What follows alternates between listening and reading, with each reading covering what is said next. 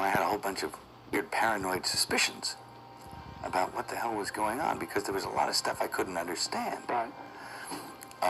And nobody was really bothering to explain it to me. They don't.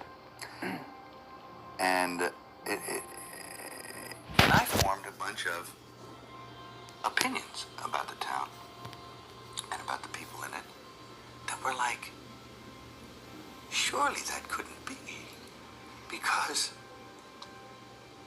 a whole place can't be like, weird town, where the stranger wanders in and all the people are in the bar and they all shut up when he looks at them, and they tell you don't go into the house on the hill. It's like that. And then you go away and you think, no, I was wrong. I mean, that's insane thinking. I'm paranoid. I imagined that stuff. That couldn't be the reason for why so-and-so was acting like. Could it? And then you find out later on the track that you were exactly on track with a lot of this stuff. Not specifically on track, but that you could, that some of your worst nightmares were real at the time. And you think, no, he came to see me on a rooftop in New York. I said, hey, can I talk to you? And he said, sure.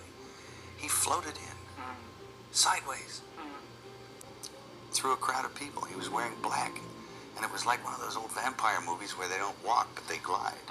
And he was a dancer, so he has he's very, graceful. Yeah. And he moved sideways, and he just sat down in a chair next to me. And it kind of frightened me.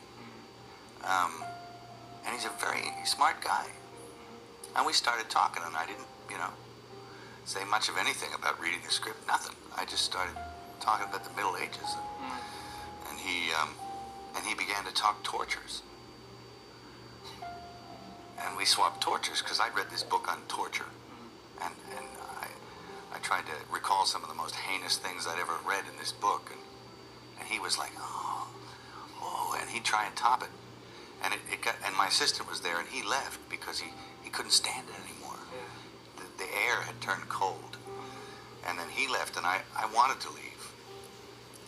And because I knew that I didn't want to work with him. And he was getting scary.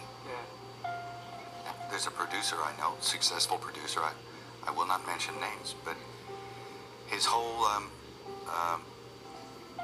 opinion about women on film, from beginning to end, is very brief. He says, women on film, either naked or dead. Both is better. And it's like, whoa. The man has got a spiritual malady for a start. I mean, the scary thing is that I think a lot of people